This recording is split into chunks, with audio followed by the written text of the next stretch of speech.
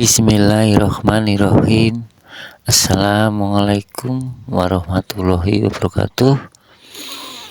Kembali lagi bersama saya Kang Tri, dan juga ini ada Gus Safik, seorang ustadz yang masih sangat muda sekali. Dan pada kesempatan ini beliau ingin membagi atau berbagi tentang keilmuan, yaitu bab fikih, di mana ini sangat berguna sekali bagi umat Islam. Karena gimana ya, bab sholat itu adalah tiangnya agama, dan dengan keilmuan fikih ini sholat kita bisa sah dan diterima oleh Allah Subhanahu wa Ta'ala. Karena itu, simak video ini sampai selesai ya, agar kita semua tercerahkan. Sumangga Gus Safik. Ilmu, izinkan saya sedikit menyampaikan tentang ilmu fikih, ilmu Islam ya. Karena ilmu fikih itu ilmu yang sangat penting, ilmu sangat wajib, Ibaratnya, jadi ada dua ilmu itu, ada ilmu fikih, ada tasawuf. Kalau ilmu fikih itu diibaratkan raga, tasawuf diibaratkan ruh. Jadi kalau kita cuma bertasawuf tapi tidak ada ilmu fikihnya, maka cuma ada ruhnya, nggak ada raganya. Begitu juga sebaliknya, kalau kita cuma berfikih tapi nggak bertasawuf, sama aja ada raganya tapi nggak ada. Mari kita sama-sama belajar ilmu fikih dulu. So kalau ada kesempatan lain kita bisa belajar ilmu tasawuf ya. Bismillah, Rabbi shrah li sadri wa yassir li amri wahlul 'uqdatam min lisani yafqahu qawli. Amin. Dan kita sedikit sharing tentang ilmu. Yang pertama, kita mulai dari arkanul Islam. Ya, ini kitab Safinatun Najah ya. Arkanul Islam. Rukun Islam itu ada 5. Pertama, sholat. Pertama syahadat, sholat, zakat, puasa, lalu kelima naik haji. Syahadat, tentang syahadat itu cukup simpel. Syahadat itu cukup untuk orang yang belum masuk Islam, cukup mengucapkan 2 kalimat syahadat dengan memahami maknanya, atau tidak harus dengan bahasa Arab, cukup dengan saya bersaksi bahwa tidak ada Tuhan selain Allah dan tidak ada, dan bahwasanya Muhammad adalah Rasulnya, itu sudah cukup. Syahadat tidak perlu kita panjang-panjangkan lagi, cukup banget. Atau kalau orang yang sudah masuk Islam cukup mengucapkan kalimat syahadat di saat tahiyat akhirnya ya, itu kewajibannya. Oke, syahadat cukup mudah ya. Asyhadu an la ilaha illallah wa asyhadu anna muhammadar rasulullah. Maka orang yang telah mengucapkan asyhadu an la ilaha illallah wa asyhadu anna muhammadar rasulullah, meskipun sebenarnya dia itu terpaksa, maka dia termasuk Islam. Makanya zaman dahulu, zaman Rasulullah, zaman perang itu, meskipun orang kafir itu mau dimatiin, mau dibunuh sama orang Islam, tapi kalau dia sudah mau bersyahadat, meskipun syahadatnya itu cuma untuk menyelamatkan dirinya dari pembunuhan, maka dia sudah masuk Islam. Jadi ini mau dibahas agak panjang. Jadi syahadat itu cukup mudah ya, di syahadat dulu. Oke, yang kedua, rukun Islam yang kedua. Makanya kalau orang sudah sudah bersyahadat, maka dia sudah masuk Islam. Terus kalau setelah syahadat, setelah masuk Islam, apa kewajiban setelahnya? Adalah sholat. Sholat. Bahkan rukun yang kedua adalah sholat. Sholat itu nggak sembarangan, nggak bisa sembarangan. Ada ilmu-ilmunya, ada ilmu-ilmunya. Makanya kita coba kasih sharing-sharing, kita share pengetahuan ya tentang sholat. Setelah syahadat maka orang itu disebut. Tapi sebelum sholat ada yang lebih wajib lagi daripada sholat apa? Yaitu ilmu. Nah, ilmu harus ada ilmunya dulu. Sholat harus ada ilmunya dulu. Kalau nggak punya ilmu, nggak sholatnya nggak sah. Kalau nggak sah ya berarti belum diterima, belum tergugurkan tergugurkan kewajibannya. Makanya sholat itu kita ketahui dulu. Nah, sholat itu memiliki beberapa syarat. Syaratnya sholat namanya syurutu sholat, beberapa syarat. Nah, kita ketahui ilmunya dulu ya. Misal ada orang masuk Islam tadi jam 4 sore. Nah, jam 4 sore itu kan udah masuk waktu asar. Nah, maka setelah dia syahadat karena dia udah masuk Islam, dia wajib melakukan sholat. Tapi sebelum sholat dia wajib mengetahui apa itu sholat, mengetahui rukun-rukunnya, mengetahui yang membatalkannya. Itu wajib belajar dulu sampai dia nanti dipepetkan akhir waktunya. Jadi misalnya nanti masuk Islam jam 4, terus itu nanti belajar masalah sholatnya sekitar jam 4 kelewat sampai hampir maghrib, itu nggak masalah. Yang penting belum keluar waktu. Nah, jadi belajar dulu, wajib belajar dulu. Ya minimal belajarnya berapa lah. Yang ketahui dasar-dasarnya, rukunnya dulu. Oke, sholat. Sholat mempunyai beberapa syarat. Syarat ini adalah penentu daripada sholatnya diterima. Sholatnya itu terklaim sah. Kalau sholatnya belum sah, maka belum gugur kewajibannya. Itu yang dihadiskan Nabi, orang yang meninggalkan sholat maka dia akan satu sholatan itu dia akan klet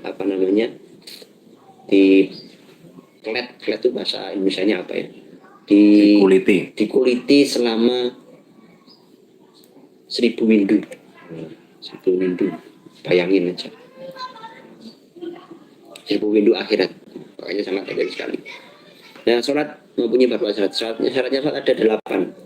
Pertama, suci dari 2 hadas. 2 hadas maksudnya hadas kecil dan besar. Nah, ini pertama.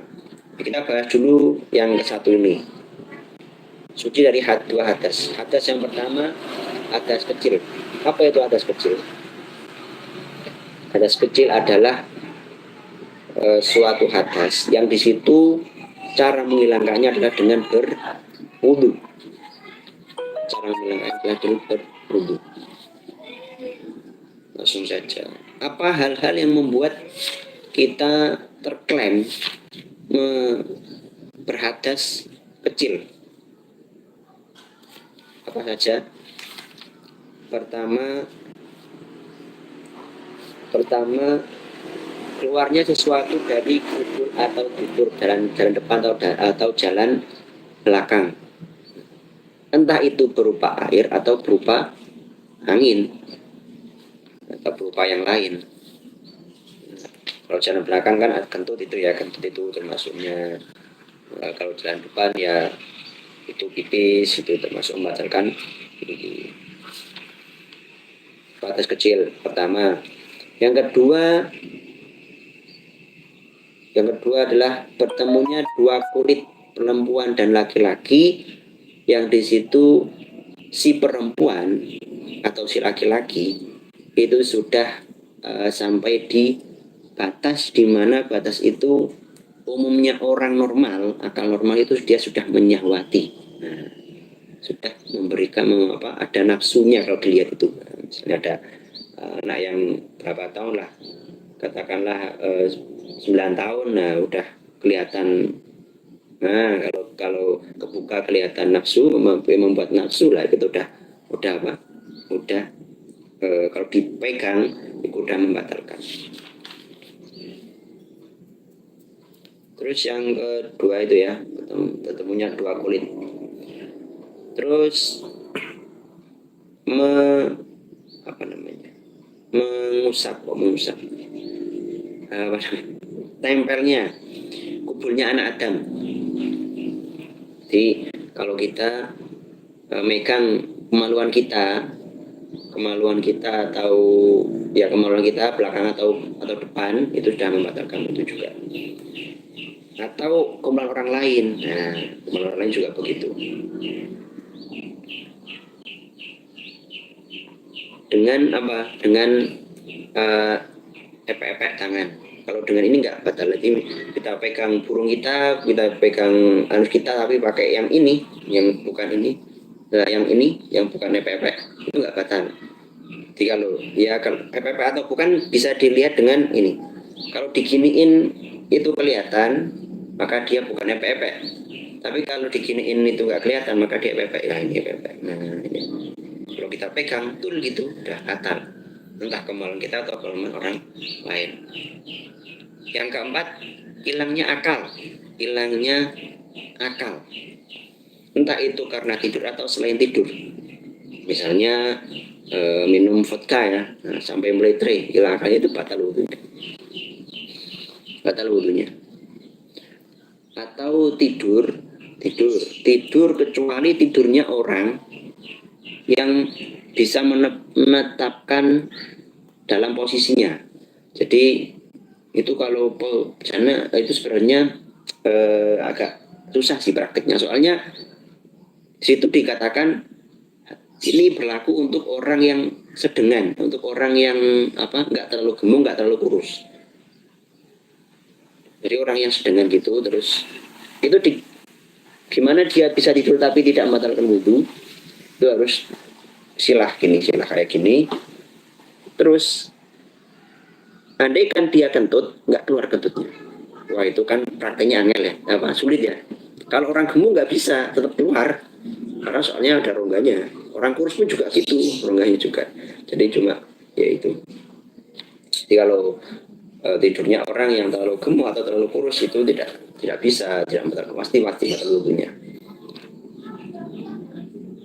Udah ya, udah 4 ya. Itulah sebab-sebab hadas kecil. Sekarang cara menghilangkan hadas kecil. Hadas kecil itu bisa hilang dengan cara yang ideal. Yang pertama yang dianjurkan, yang paling mudah itu dengan wudhu. Dengan wudhu adalah dengan menggunakan air. Nah, air itu wudhu. Atau yang kedua dengan tayamum. Tapi tayamum itu nggak bisa digunakan terus. Itu cuma tayamum itu istilahnya bersuci yang di situ cuma keadaan darurat saja. Kalau keadaan normal nggak bisa. Seperti orang luka terbakar, maka dia wudhunya diganti dengan tayamum. Terus orang di suatu tempat, terus dia tidak menemukan wudhu, tidak menemukan air, maka dia juga bertayamum. Kalau nggak menemukan air dan juga menemukan debu, maka dia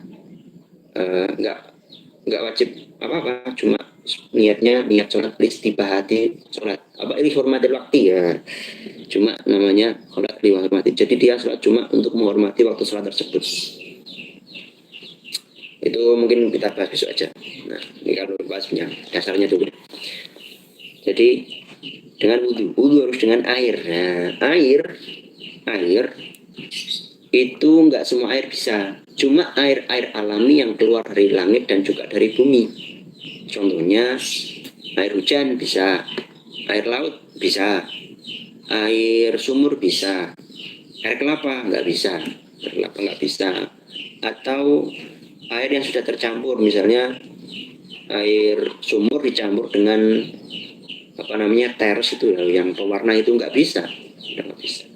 Termasuk juga yang sangat kita hati-hati itu air sabun. Bahaya sekali air sabun. Makanya untuk hati-hati ya. Kalau kita cuci muka itu diusahakan wudhu dulu. Misalnya mau cuci muka nih, pakai biasanya sabunnya apa yang bikin agak minyaknya itu ketinggalan, itu biasanya mungkin Garnier atau apa ya, sabun mandi biasa itu wudhu dulu, caranya itu wudhu dulu, terus nanti setelah wudhu baru cuci muka biar aman. Soalnya kalau kita cuci muka dulu terus kena sabun, nah itu khawatirnya yang di pori-pori kita itu masih ada sabunnya. Kalau di pori-pori kita masih ada sabunnya, tertinggal sabun, maka air yang kita kapiukan, kita kita basuhkan ke rai, ke muka, maka itu melewati sabun tersebut, jadinya air, namanya air air yang tidak murni lagi, tidak amal lagi, air mustakmal. Itu kami mukholid ya, mustakmal ya. Maka dari itu lebih hati-hatinya itu dulu, wudhu dulu baru cuci muka pakai sabun. Nah, terus kalau masalah minyak yang keringat nggak masalah. Kalau kita keringetan banget ya, terus kita wudhu pakai air nggak pakai sabun nggak masalah, karena keringat itu dikasih murah di situ. Maksudnya meskipun kita keringetan banyak, minyaknya banyak, dan kemungkinan itu mengganggu status air yang harusnya suci mensucikan, itu nggak masalah karena keringat keluar dari diri kita sendiri. Ya, oh iya lupa.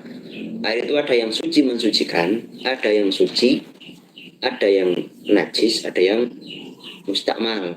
Nah, kalau yang suci mensucikan itu bisa buat wudhu. Contohnya yang suci mensucikan ya tersebut apa? Ya air kali, air yang alami lah. Yang penting bukan air yang seperti air kelapa, bukan air air kelapa atau air lainnya apa? Contoh lainnya air yang bukan dari bumi ya. Kalau air kelapa kan dari pohon ya. Air embun. Air embun bisa, air embun karena itu dari alami. Itu yang suci mensucikan.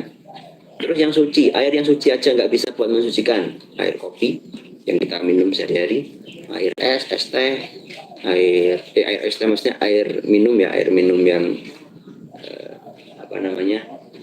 air minum yang kita minum. Mineral. Ya, kalau air mineral itu masih bisa ya, itu masih alami. Pokoknya air yang tercampur dengan bahan-bahan ya seperti pemanis atau kopi atau teh itu namanya suci tapi tidak mensucikan. Suci tidak mensucikan. Air susu juga begitu, suci tapi tidak mensucikan, tidak bisa buat wudhu. Terus yang ketiga air yang najis. Air najis itu air yang, nah ini najis. Air yang kurang dari 214 liter terus terkena najis, kurang dari 214 liter terus terkena najis, meskipun tidak berubah sifat airnya, tidak berubah baunya, rasanya ataupun warnanya, maka dia tetap najis. Yang kurang dari 214 liter atau istilah fikihnya 2 kulah. Tapi kalau yang air 2 kulah atau yang 214 liter, kalau dia terkena najis, ada najis yang jatuh di situ, itu enggak jadi najis airnya selama tidak rubah baunya, rupanya dan rasanya, yaitu air. Terus apa tadi? Mustakmal. Apa sih air mustakmal? Air mustakmal adalah air yang kurang dari 414 liter. Terus situ sudah digunakan untuk bersuci. Misal nih kita mandi pakai 1 ember kecil. Nah, terus kita tadai lagi. Nah itu namanya air mustakmal. Atau ini kita wudhu, ambil air terus dikapiokkan ke sini. Nah, setelah yang jatuh dari muka itu namanya air mustakmal. Atau yang jatuh dari tetesan itu air, namanya air mustakmal. Kalau dikumpulkan dan sampai ada jumlahnya sampai 214 liter, maka tidak jadi air mustakmal. Tapi kalau belum ada sampai 214 liter, maka termasuk air mustakmal. Itu air. Ya. Jadi harus wudhu dengan air yang suci mensucikan, yaitu air alami yang keluar dari bumi ataupun langit. Yang keluar dari bumi ataupun langit, bukan dari tumbuh-tumbuhan ataupun lain, bukan yang dicampuri juga. Ya, gitu ya. Itu harus dengan air. Nah, mungkin ada pertanyaan bisa di komen ya, pertanyaan kita juga masih belajar ini cuma untuk mengisi kegiatan kita. Terus kita mungkin besok kita bisa praktek ya Pak Judi ya. Siap. Kita bisa praktekkan gimana itu wudhu, harus gimana caranya. Pertama itu dengan air dulu. Oke, kita juga mau bahas syarat-syaratnya wudhu. Syaratnya wudhu dulu. Syaratnya wudhu ada 6, ada 10. Tadi syaratnya sholat ada 8. Yang pertama adalah suci dari hadas kecil dan besar. Sekarang kita bahas syaratnya wudhu ada 10. Pertama harus Islam. Jadi kalau ada orang wudhu kok belum masuk Islam atau dalam keadaan murtad, maka dia tidak sah wudhunya. Terus kedua sudah tamyiz. Tamyiz itu kalau dalam kitab fikih biasanya dibatasi dengan anak yang sudah bisa makan sendiri, cebok sendiri, bersihin kotorannya sendiri, ya itu sudah tamyiz. Ketiga harus suci dari haid dan juga nifas. Jadi meskipun Anda haid, meskipun Anda haid atau Anda nifas, terus meskipun Anda berwudu, wudunya nggak sah. Soalnya haid dan nifas itu hadas besar, nggak bisa buat wudu, buat ngilangin hadas besar nggak bisa, harus mandi. Terus yang ke mana? 1, 2, 3. Yang keempat harus terhindar dari sesuatu yang menyegah air itu ke kulit. Apa itu? Katakanlah misalnya cat atau tinta. Misalnya kulitnya ada catnya atau tintanya, itu nggak sah kalau wudu. Kalau di situ ada tintanya atau catnya, ada yang mengatakan tato juga begitu, itu nggak sah kalau wudu kayak begitu. Kalau wudu masih ada tintanya itu, karena itu airnya nggak sampai ke kulit, sampai di cat tersebut. Terus wala yakuna al madwi ma yukhairul ma. Tidak, di anggota wudu tidak ada sesuatu yang merubah air. Ya tadi itu yang katakan tinta atau cairan apa yang lain yang merubah air. Dan juga harus tahu dengan kefardunannya wudu. Fardunya wudu ada 6. Pertama niat, kedua membasuh muka, ketiga membasuh kedua tangan, keempat membasuh kepala, kelima membasuh kaki, keenam tertib harus urut.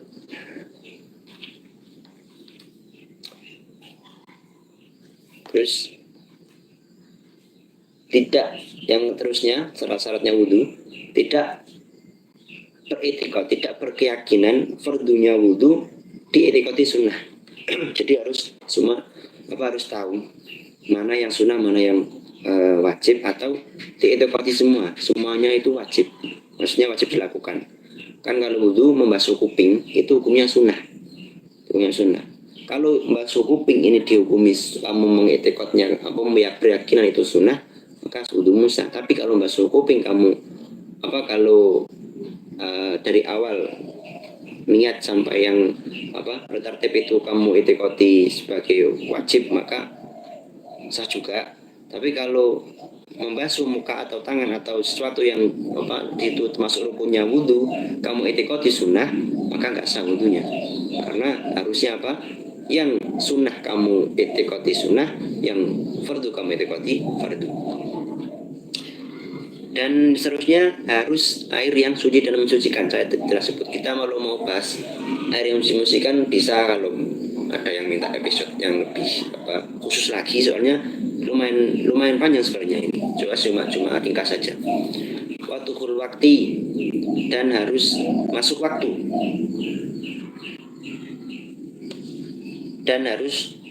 waktu, juga harus terus menerus bagi orang yang daimul hadas. Nah, mungkin kita besok bisa bahas bagaimana wudhunya orang yang mempunyai hadas yang terus menerus, seperti orang beser kentut, beser pipis. Nah itu ada hukumnya sendiri. Itu wudhu mereka harus masuk harus sudah masuk waktu sholat. Kalau belum masuk waktu sholat maka belum sah waktunya. Oke, kita cukup sekian. Saya udah cukup capek ini bilangnya. Mungkin kita bisa benahi. Mohon maaf apabila salah kata, keterangan kurang jelas. Nanti kita bisa di komen, bisa benahi lagi. Terima kasih. Cukup sekian dari saya. Wa'afu minkum. Wassalamualaikum warahmatullahi wabarakatuh.